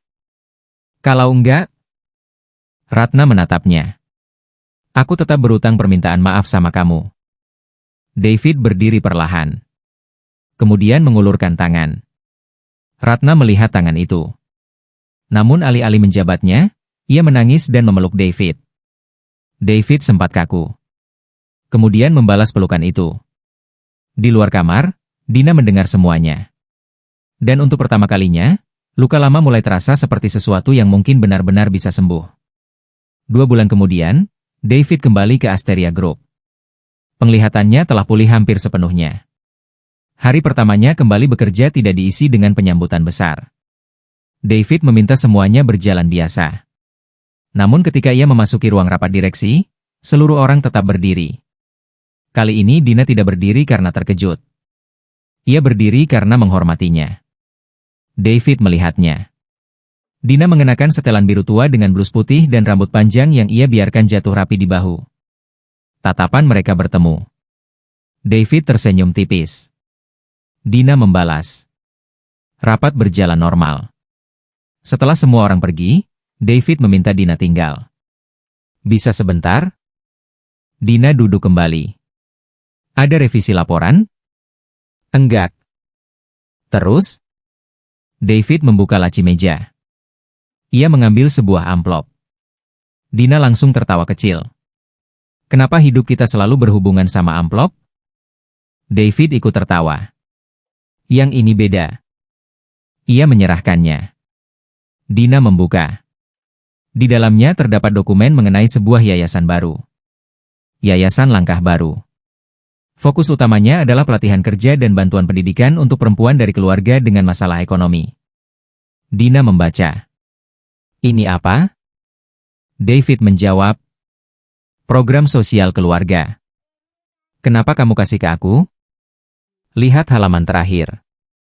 Dina membalik halaman. Di sana terdapat nama penasihat program. Ratna Wijaya. Dina mengangkat kepala. Mama. David mengangguk. Kenapa? Karena aku dengar cerita dia. Dina terdiam. David melanjutkan. Dia pernah hidup dalam ketakutan karena masalah uang. Mungkin pengalaman itu bisa dipakai untuk membantu perempuan lain agar tidak hidup dengan ketakutan yang sama. Dina tidak percaya. Setelah semua perlakuan Ratna kepadanya, David justru memberi perempuan itu kesempatan untuk mengubah luka masa lalunya menjadi sesuatu yang berguna. David. Hom? Kamu aneh. David tersenyum. Itu pujian? Entahlah. Mereka tertawa. Namun David belum selesai. Ada satu lagi. Dina mengerutkan kening. David berdiri. Temani aku. Mereka turun ke area parkir. David berjalan menuju sebuah mobil. Dina berhenti. Mobil sedan hitam lama itu. Mobil yang dahulu selalu dihina Ratna. Mobil yang pernah membuat Dina merasa malu. Mobil itu masih ada. Dina menatap David. Kamu masih simpan? Masih. Kenapa? David membuka pintunya. Mobilnya nggak salah apa-apa. Dina tertawa. Kemudian tangisnya muncul bersamaan. Dasar. David bersandar di pintu mobil. Masuk. Mau kemana? Makan. Di mana? Tempat biasa. Dina langsung tahu. Warung kecil yang dahulu sering mereka datangi setelah menikah. David. Kenapa? Kamu pemilik Asteria Group. Terus? Kita mau makan di warung pakai mobil tua? David mengangkat bahu. Mobilnya masih kuat. Dina terdiam. Kalimat itu persis seperti jawaban David ketika Ratna mengejeknya bertahun-tahun sebelumnya. Dina akhirnya tertawa. Baiklah. Mereka masuk. Warung itu hampir tidak berubah. Meja kayu sederhana. Lampu putih. Suara kendaraan dari jalan. Dina dan David duduk berhadapan. Tidak ada direktur. Tidak ada perusahaan. Tidak ada dokter. Tidak ada ibu mertua. Hanya dua orang yang pernah saling mencintai, saling menyakiti, kemudian mendapatkan kesempatan untuk mengenal satu sama lain sekali lagi. Dina memutar sendok di dalam gelas. Aku dulu pikir kalau kita punya kesempatan kedua, semuanya harus kembali seperti dulu. David menatapnya. Sekarang? Aku nggak mau kembali seperti dulu. David sedikit terdiam. Dina tersenyum. Aku mau mulai dari awal. David melihatnya lama. Sebagai apa? Dina mengangkat bahu. Kenalan? David tertawa. Kenalan? Iya. Dina mengulurkan tangan. Nama aku Dina. David melihat tangan itu. Kemudian menjabatnya. David. Kerja apa? David tertawa lebih keras. Investasi. Dina langsung menarik tangannya. Enggak jadi kenalan. Mereka tertawa. Untuk pertama kalinya setelah sekian lama, tidak ada rasa berat di antara mereka. David kemudian berkata, aku sebenarnya masih punya sesuatu. Apalagi? David mengeluarkan kotak kecil dari saku. Dina membeku. David. Tenang. Ia membuka kotak tersebut. Cincin lama mereka berada di dalam. Bukan cincin baru. Bukan berlian mahal. Cincin sederhana yang dahulu Dina kenakan selama 3 tahun. Aku nggak mau melamar kamu. Dina mengembuskan napas. Untung. David tersenyum. Aku cuma mau mengembalikan ini. Dina menatap cincin itu.